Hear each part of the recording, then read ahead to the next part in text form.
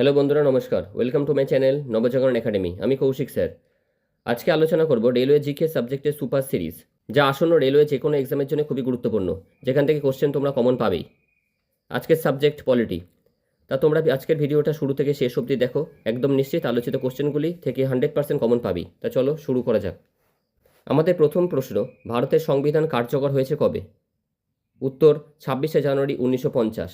প্রশ্ন উত্তরের সাথে সাথে আমরা কিছু কিছু ফ্যাক্ট আলোচনা করব, পরীক্ষার অ্যাঙ্গেলে খুবই গুরুত্বপূর্ণ। তা চলো দ্বিতীয় দাগের প্রশ্নে যাওয়া যাক। 2 দাগের প্রশ্ন, রাজ্যসভা সদস্য সংখ্যা সর্বাধিক কত? উত্তর 250 জন। পরবর্তী প্রশ্ন, বর্তমানে লোকসভার সদস্য সংখ্যা কত? উত্তর 545 জন। পরে 4 দাগের প্রশ্ন, ভারতীয় সংবিধানের কততম সংশোধন দ্বারা মূল কর্তব্য যোগ করা হয়েছে? উত্তর 42তম সংবিধান সংশোধন। এবার 42তম সংবিধান সংশোধন সম্বন্ধে কিছু ফ্যাক্ট আমরা জানবো, যেগুলো পরীক্ষার অ্যাঙ্গেলে খুবই গুরুত্বপূর্ণ। 42তম সংবিধান সংশোধনী, যাকে আমরা মিনি সংবিধান বা মিনি কনস্টিটিউশনও বলে থাকি, 1976 সালে এটি প্রণীত হয়েছিল।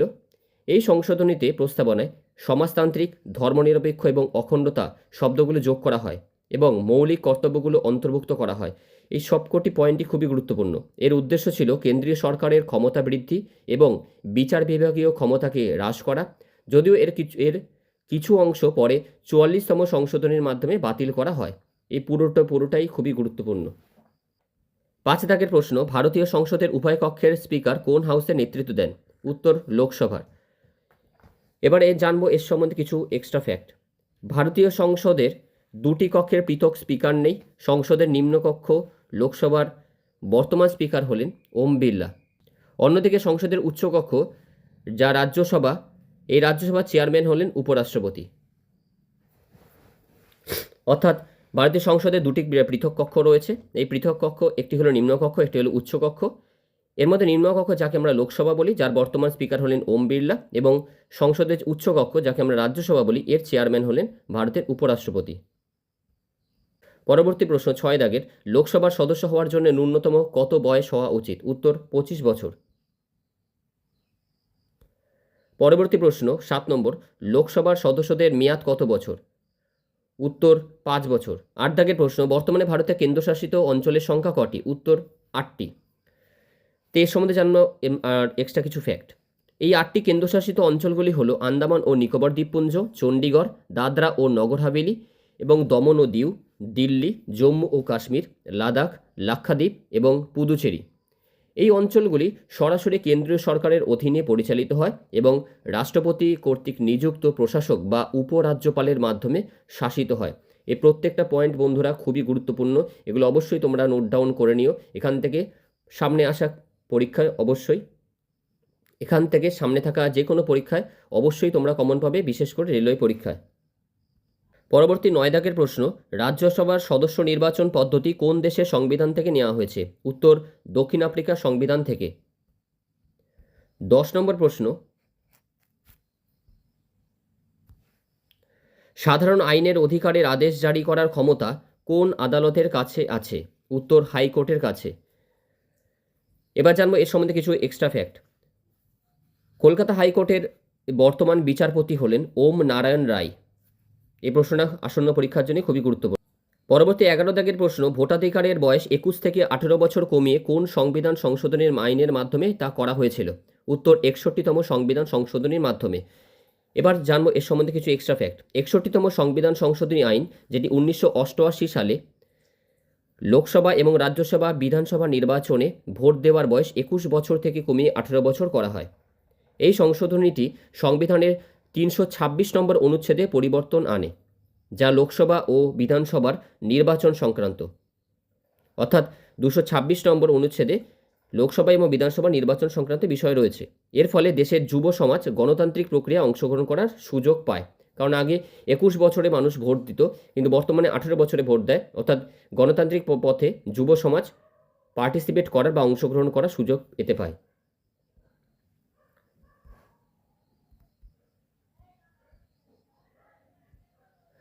পরবর্তী প্রশ্ন 12 দাগের, 2002 সালে কোন সংবিধান সংশোধনের মাধ্যমে শিক্ষাকে মূল অধিকারের অন্তর্ভুক্ত করা হয়েছে?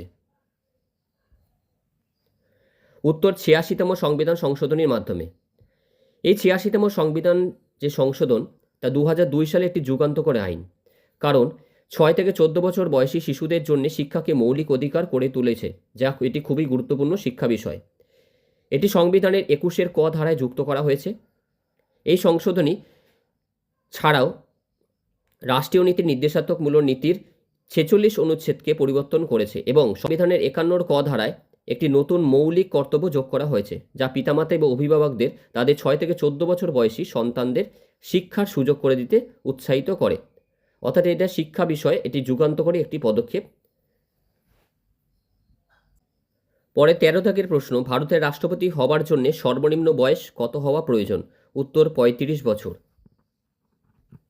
পরে 14 দাগের প্রশ্ন, কত নম্বর ধারার অধীনে সংখ্যালঘুদের শিক্ষা প্রতিষ্ঠান খোলার এবং তাদের প্রশাসন পরিচালনা করার অধিকার দেওয়া আছে? ধারা নম্বর 30। 15 দাগের প্রশ্ন, কোন সরকারি কমিশনের রিপোর্টে ভাষাগত ভিত্তিতে অন্ধ্রপ্রদেশ সৃষ্টির পর অন্যান্য ক্ষেত্রেও এই বিভাজনের দাবি বেড়েছে? উত্তর ফজল আলী কমিশন। এই ফজল আলী কমিশন, যা রাজ্য পুনর্গঠন কমিশন নামেও পরিচিত, এটা খুবই ইম্পর্টেন্ট একটি প্রশ্ন। 1953 সালে ভারত সরকার কর্তৃক গঠিত হয়েছিল এটি। ভারতের রাজ্যগুলিকে ভাষার ভিত্তিতে পুনর্গঠনের দাবিগুলি খতিয়ে দেখা এর প্রধান উদ্দেশ্য ছিল। এটিও খুব গুরুত্বপূর্ণ। এই কমিশন 1955 সালে তার প্রতিবেদন জমা দেয় এবং এর সুপারিশগুলির উপর ভিত্তি করে 1956 সালে রাজ্য পুনর্গঠন আইন পাশ হয়। এটি খুব গুরুত্বপূর্ণ প্রশ্ন, যা 14টি রাজ্য এবং 6টি কেন্দ্রশাসিত অঞ্চল তৈরি করেছিল। 16 দাগের প্রশ্ন, কত সালে মাদ্রাজের নাম পরিবর্তন করে তামিলনাড়ু রাখা হয়? উত্তর 1986 সালে। 17 দাগের প্রশ্ন, কেন্দ্র এবং রাজ্যের সম্পর্কের বিবরণ সংবিধানের কোন অংশে দেওয়া আছে? উত্তর 11তম। 18 দাগের প্রশ্ন, সংবিধানের অনুচ্ছেদ 15 কোনো নাগরিকের কিসের ভিত্তিতে বৈষম্যের নিষেধাজ্ঞাকে নির্দেশ করে? উত্তর জাতি, ধর্ম, বর্ণ, লিঙ্গ এবং জন্মস্থানের ভিত্তিতে। 19 দাগের প্রশ্ন, মন্ত্রিপরিষদের সর্বোচ্চ সদস্য সংখ্যা কততম সংবিধান সংশোধনীর আইনের দ্বারা নির্ধারিত হয়েছিল? উত্তর 91তম সংবিধান সংশোধনীর মাধ্যমে। এই 91তম সংবিধান সংশোধনী, যেটা 2003 সালে হয়েছিল, দুটি প্রধান বিষয় নিয়ে কাজ করে। প্রথমত, এটি কেন্দ্র এবং রাজ্য উভয় স্তরে মন্ত্রী পরিষদের আকারকে সীমিত করে, যেখানে প্রধানমন্ত্রী বা মুখ্যমন্ত্রী সহ মোট মন্ত্রীর সংখ্যা যথাক্রমে লোকসভা বা রাজ্য বিধানসভার মোট সদস্য সংখ্যার 15% এর বেশি হতে পারে না। দ্বিতীয়ত, এটি দলত্যাগ বিরোধী আইনকে শক্তিশালী করে, যার ফলে রাজনৈতিক দলত্যাগ করার ক্ষেত্রে মন্ত্রিপরিষদ থেকে সদস্যের সংখ্যা বাদ পড়ার কারণ হয়। এই টোটাল টপিকটাই খুবই গুরুত্বপূর্ণ, তোমরা অবশ্যই বন্ধুরা খাতায় নোট ডাউন করে নিও। এবার আমরা আলোচনা করব 20 দাগের প্রশ্ন। 20 দাগের প্রশ্ন, ভারতীয় সংবিধানের 9ম তফসিলের অধীনে কোন অনুচ্ছেদটি অন্তর্ভুক্ত করা হয়েছে? উত্তর ধারা 31-এর বি। ধারা 31-এর বি বা খ হল ভারতীয় সংবিধানের একটি অনুচ্ছেদ, যা 9ম তফসিলে অন্তর্ভুক্ত আইনের বৈধতাকে সুরক্ষা দেয়। এটি নিশ্চিত করে যে 9ম তফসিলে থাকা কিছু নির্দিষ্ট আইন, যা সংবিধানের কিছু মৌলিক অধিকারের সাথে অসামঞ্জস্যপূর্ণ হতে পারে, সেগুলো বিচারিক পর্যালোচনা থেকে সুরক্ষিত থাকবে। এই ধারাটি মূলত 1951 সালের প্রথম সংবিধান সংশোধনের মাধ্যমে যুক্ত করা হয়েছিল এবং এর উদ্দেশ্য ছিল ভূমি সংস্কার এবং সামাজিক ন্যায় বিচারের মতো গুরুত্বপূর্ণ আইনগুলোর কার্যকারিতাকে নিশ্চিত করা, যা আগে আইনি চ্যালেঞ্জের মুখে পড়ত। তো এটিও খুবই গুরুত্বপূর্ণ একটি প্রশ্ন। এবারে 21 দাগের প্রশ্ন, ভারতীয় সংবিধানের মৌলিক অধিকারগুলি কোন সংবিধান থেকে নেওয়া হয়েছে? উত্তর মার্কিন যুক্তরাষ্ট্রের সংবিধান থেকে। 22 দাগের প্রশ্ন, গ্রেপ্তারের স্বেচ্ছাচারিতাকে ব্যক্তিগত স্বাধীনতার বিরুদ্ধে সুরক্ষা বলে মনে করা হয় কোন বিষয়কে? উত্তর হেবিয়াস কর্পাস। এই হেবিয়াস কর্পাস, যার আক্ষরিক অর্থ হলো আপনার শরীরকে হাজির করুন, অর্থাৎ নিজ শরীরে উপস্থিত হওয়া, কোনো ব্যক্তির অবৈধ বা স্বেচ্ছাচারী আটক থেকে মুক্তি নিশ্চিত করে এটি এবং আটকের কারণ সম্পর্কে আদালতকে অবহিত করে। যখন কোনো ব্যক্তি বা তার পক্ষে অন্য কেউ মনে করেন যে তাকে বেআইনিভাবে আটক করা হয়েছে, তখন তারা হেবিয়াস কর্পাসের জন্য আবেদন করতে পারেন। আদালত আবেদনটি অবশ্যই গ্রহণ করে এবং গ্রহণ করলে একটি রিট জারি করে আটককারী কর্তৃপক্ষকে সেই ব্যক্তিকে আদালতে হাজির করার নির্দেশ দেন। আদালত তখন আটকের আইনি বৈধতা যাচাই করে এবং যদি আটকটি অবৈধ হয় তবে ব্যক্তিকে মুক্তি দেওয়ার নির্দেশ দেওয়া হয়। অর্থাৎ এটি সাধারণ জনগণের জন্য খুবই গুরুত্বপূর্ণ। যদি পুলিশ কোনো কারণে অবৈধভাবে আপনাকে গ্রেপ্তার করে, তাহলে সেক্ষেত্রে আপনারা এই হেবিয়াস কর্পাস এর জন্য আবেদন করতে পারেন। পরবর্তী প্রশ্ন 23 দাগে, সংবিধান সভার প্রথম ঘণ্টা কটা থেকে কটা অবধি? উত্তর সাধারণত 11টা থেকে 12টা অবধি। পরবর্তী প্রশ্ন 24 দাগের, ভারতে কোন বয়সে শিশুদের জন্য বিনামূল্যে এবং বাধ্যতামূলক শিক্ষা নিশ্চিত করা হয়েছে? উত্তর 6 থেকে 14 বছর বয়স। পরবর্তী প্রশ্ন 25 দাগের, ভারত জাতীয় পতাকা এবং জাতীয় সঙ্গীতের প্রতি শ্রদ্ধা এটি কী প্রকার বিষয়? এটি আমাদের অবশ্যই মৌলিক কর্তব্য, কারণ যে কোনো দেশের পতাকা, জাতীয় পতাকা এবং জাতীয় সঙ্গীতকে সম্মান করা প্রতিটি নাগরিকের অবশ্যই কর্তব্য। ভারতীয় সংবিধানে মোট 11টি মৌলিক কর্তব্য রয়েছে। প্রথম 10টি 1976 সালে 42তম সংবিধান সংশোধনীর মাধ্যমে যুক্ত করা হয়েছিল এবং 11তম কর্তব্যটি 2002 সালে 86তম সংবিধান সংশোধনীর মাধ্যমে যুক্ত করা হয়েছিল। এই প্রশ্নগুলি খুবই গুরুত্বপূর্ণ বা এই পয়েন্টগুলি খুবই গুরুত্বপূর্ণ আসন্ন পরীক্ষার জন্য। 26 দাগের প্রশ্ন, দেশে বিচার সংক্রান্ত বিষয়ে ভারত সরকারের সাথে পরামর্শ করার দায়িত্ব কার? উত্তর ভারতের অ্যাটর্নি জেনারেল। ভারতের বর্তমান অ্যাটর্নি জেনারেল হলেন আর ভেঙ্কটরামানি। তিনি 2022 সালে 1 অক্টোবর থেকে এই পদে আছেন এবং ভারতের 16তম অ্যাটর্নি জেনারেল হিসেবে কাজ করেন। প্রশ্ন আসতে পারে যে 16তম অ্যাটর্নি জেনারেলকে বা বর্তমান অ্যাটর্নি জেনারেলকে, এটি কারেন্ট অ্যাফেয়ার্সের জন্যও খুব গুরুত্বপূর্ণ। এর আগে 15তম অ্যাটর্নি জেনারেল ছিলেন কে ভেনুগোপাল। পরের প্রশ্ন 27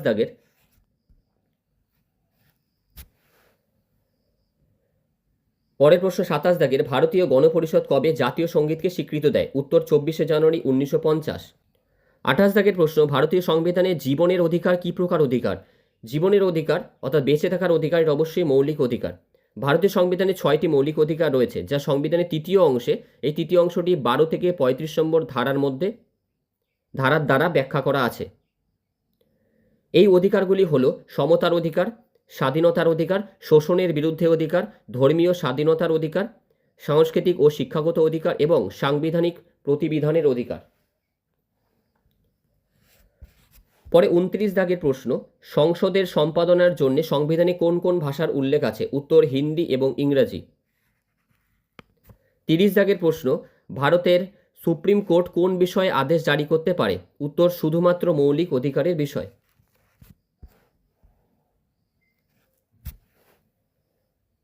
31 দাগের প্রশ্ন, সংবিধানের কোন অনুচ্ছেদে নিজেদের বিরুদ্ধে অতি অভিযোগ প্রমাণ নিষিদ্ধ? উত্তর ধারা নম্বর 20।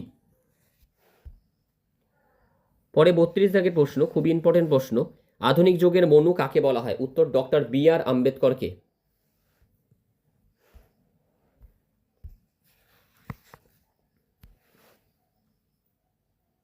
33 দাগের প্রশ্ন, মৌলিক অধিকারের প্রাচীন উদ্দেশ্য কোন ধরনের গণতন্ত্র? উত্তর রাজনৈতিক গণতন্ত্র। 34 দাগের প্রশ্ন, কোন সাংবিধানিক সংশোধনীর মাধ্যমে দিল্লি কেন্দ্রশাসিত অঞ্চল যা জাতীয় রাজধানী অঞ্চল হিসেবে পুনর্গঠিত হয়েছিল? উত্তর 79তম সংবিধান সংশোধনীর মাধ্যমে। 79তম সংবিধান সংশোধনী আইন, যেটি 1999 সালে লোকসভা এবং রাজ্য বিধানসভাগুলিতে তপশিলি জাতি এবং তপশিলি উপজাতির জন্য আসন সংরক্ষণের মেয়াদ আরও 20 বছর বৃদ্ধি করা হয়েছিল।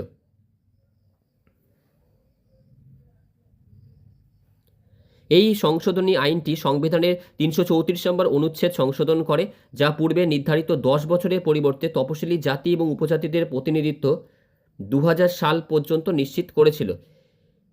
এই পয়েন্টটি, এটি এক্সট্রা ফ্যাক্ট হিসেবে তোমাদের দেওয়া হয়েছে বন্ধুরা, এটা তোমরা অবশ্যই খাতায় নোট ডাউন করে নিও, এখান থেকেও প্রশ্ন আলাদা করে আসতে পারে। 35 দাগের প্রশ্ন, ভারতের হাইকোর্ট কোন অনুচ্ছেদের অধীনে একটি রিট বা আদেশ জারি করতে পারে? উত্তর ধারা নম্বর 226। 36 দাগের প্রশ্ন, সরকারি সম্পত্তির রক্ষক হিসেবে কে পরিচিত? উত্তর ভারতের নিয়ন্ত্রক এবং নিরীক্ষক জেনারেল, যাকে আমরা কন্ট্রোলার অ্যান্ড অডিটর জেনারেলও বলে থাকি। এর বর্তমান হলেন কে সঞ্জয় মূর্তি। তিনি 2024 সালের 21শে নভেম্বর এই পদে দায়িত্ব গ্রহণ করেন। তিনি ভারতের 14তম CAG। এটিও খুবই গুরুত্বপূর্ণ। 37 দাগের প্রশ্ন, সংসদে 2 কক্ষের যৌথ সভায় সভাপতিত্ব করেন কে? উত্তর লোকসভার স্পিকার। 38 দাগের প্রশ্ন, অতিরিক্ত আঞ্চলিক আইন কে তৈরি করতে পারে? উত্তর সংসদ বা পার্লামেন্ট। 39 দাগের প্রশ্ন, 39 দাগের প্রশ্ন, জাতীয় জরুরি অবস্থার কারণে লোকসভার মেয়াদ বাড়ানো হলে এবং জরুরি অবস্থা শেষ হলে বর্ধিত মেয়াদ কতদিন হতে পারবে? উত্তর 180 দিন বা 6 মাস। 40 দাগের প্রশ্ন, প্রধানমন্ত্রী সহ অন্য সকল মন্ত্রীরা সম্মিলিতভাবে বা যৌথভাবে কার কাছে দায়বদ্ধ থাকে? উত্তর লোকসভার কাছে। 41 দাগের প্রশ্ন, মৌলিক কাঠামো তত্ত্বের ভিত্তিতে কোন ঐতিহাসিক সিদ্ধান্ত নেওয়া হয়েছিল? উত্তর কেশবানন্দ ভারতী মামলা। এবার আমরা জানব কেশবানন্দ ভারতী মামলা সম্বন্ধে কিছু গুরুত্বপূর্ণ ফ্যাক্ট। কেশবানন্দ ভারতী হলেন মৌলিক কাঠামো মতবাদ এর সাথে যুক্ত একটি ঐতিহাসিক মামলা, যা 1973 সালে ভারতের সর্বোচ্চ আদালত রায় দেয়। এই মামলার মাধ্যমে আদালত রায় দেয় যে সংবিধান সংশোধনের ক্ষমতা থাকা সত্ত্বেও সংসদ সংবিধানে মৌলিক কাঠামো পরিবর্তন করতে পারবে না। এই মামলার ফলে ভারতের সাংবিধানিক ইতিহাসে একটি যুগান্তকারী পরিবর্তন আসে এবং এটি সংবিধানের মৌলিক নীতিগুলিকে রক্ষা করতে আরও বেশি করে সাহায্য করে। এটিও সামনে আসা যে কোনো পরীক্ষার জন্য খুবই গুরুত্বপূর্ণ। পরবর্তী 42 দাগের প্রশ্ন, কোন সাংবিধানিক সংশোধনী আইনের অধীনে মন্ত্রী পরিষদের সর্বোচ্চ সীমা নির্ধারণ করা হয়েছিল? উত্তর 91তম সংবিধান সংশোধনীর মাধ্যমে। এবার জানবো এই 91তম সংবিধান সংশোধনী কিছু এক্সট্রা ফ্যাক্ট। এই 91তম সংবিধান সংশোধনী 2003 সালে কার্যকর হয়। এটিও খুব গুরুত্বপূর্ণ একটি প্রশ্ন এবং এর প্রধান উদ্দেশ্য হল দল ত্যাগ রোধ করা ও মন্ত্রী পরিষদের আকারকে সীমিত করা। এই সংশোধনী অনুসারে কেন্দ্র এবং রাজ্য সরকারের প্রধানমন্ত্রী বা মুখ্যমন্ত্রী সহ মন্ত্রীর সংখ্যা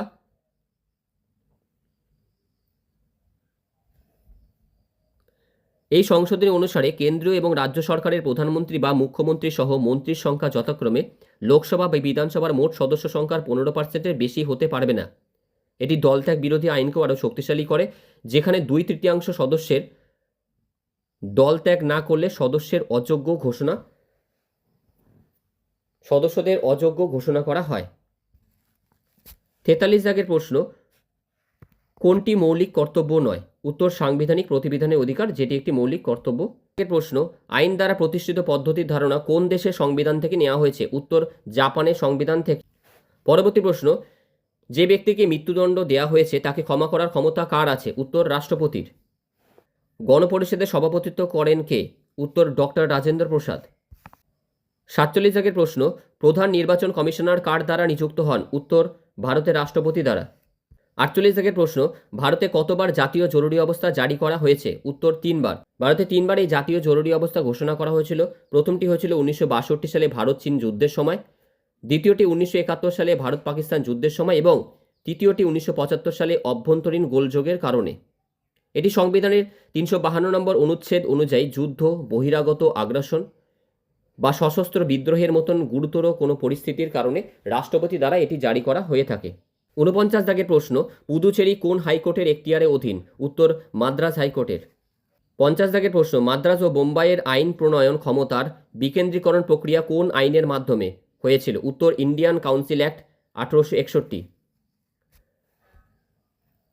51 দাগের প্রশ্ন, কার অনুমোদনের ভিত্তিতে রাষ্ট্রপতি লোকসভা ভেঙে দিতে পারেন? উত্তর প্রধানমন্ত্রীর। 52 দাগের প্রশ্ন, ভারতের সংবিধানের অন্যতম বৈশিষ্ট্য নয় কোনটি? উত্তর রাষ্ট্রপতি শাসিত সরকার। 53 দাগের প্রশ্ন, জাতীয় সরকার কর্তৃক রাজ্যের গভর্নর নিয়োগের বিধান কোন দেশের সংবিধান থেকে নেওয়া হয়েছে? উত্তর কানাডার সংবিধান থেকে। 54 দাগের প্রশ্ন, 368 অনুচ্ছেদ সংবিধানের সংশোধন এর সাথে সম্পর্কিত একটি সংবিধানের কোন অংশের মধ্যে পড়ে? 54 দাগের প্রশ্ন, 368 অনুচ্ছেদ সংবিধান সংশোধনের বিষয় সম্পর্কিত, এটি সংবিধানের কোন অংশের মধ্যে পড়ে? উত্তর 20তম অংশের মধ্যে। 55 দাগের প্রশ্ন, ভারতীয় সংবিধানের অনুচ্ছেদ 1 দ্বারা ভারতকে কিভাবে সংজ্ঞায়িত করা হয়েছে? উত্তর রাজ্যগুলির একটি ইউনিয়ন হিসাবে। 56 দাগের প্রশ্ন, ভারতে কিভাবে একটি নতুন রাজ্য তৈরি করা যেতে পারে? উত্তর এটি সংবিধান অনুযায়ী হতে পারে। 57 দাগের প্রশ্ন, সব মানুষের সহজাত মৌলিক অধিকার কি কি? উত্তর মৌলিক, প্রাকৃতিক এবং অনিবার্য অধিকার, এই 3টি অধিকার। 58 দাগের প্রশ্ন, সংসদের কার্যক্রম চলাকালীন কাজ স্থগিত করা হয় কোন শব্দের দ্বারা? উত্তর সাসপেনশন শব্দের দ্বারা। 59 দাগের প্রশ্ন, ভারতের রাষ্ট্রপতি নির্বাচিত হন কাদের দ্বারা? উত্তর সংসদের উভয় কক্ষের সদস্য ও রাজ্যগুলির আইনসভার সদস্যদের দ্বারা। সবকটি প্রশ্নই খুবই গুরুত্বপূর্ণ। এবং আমাদের শেষ প্রশ্ন, ভারতীয় সংসদের নিম্নকক্ষকে কি বলা হয়? লোকসভা বলা হয়। রাজ্যসভা অর্থাৎ রাজ্যসভা হলো ভারতীয় সংসদের উচ্চকক্ষ, অর্থাৎ উচ্চকক্ষ বলা হয় রাজ্যসভাকে। তা চলো আজকে এই পর্যন্ত, আবার নতুন একটা ক্লাস নিয়ে তোমাদের সাথে দেখা হবে। মন দিয়ে পড়াশোনা করো, আর চ্যানেলে নতুন হলে সাবস্ক্রাইব করে পাশে থাকা বেল আইকনটি প্রেস করতে ভুলো না, এবং ভিডিওটি ভালো লেগে থাকলে লাইক, শেয়ার অবশ্যই করে দিও। হরে কৃষ্ণা, রাধে রাধে।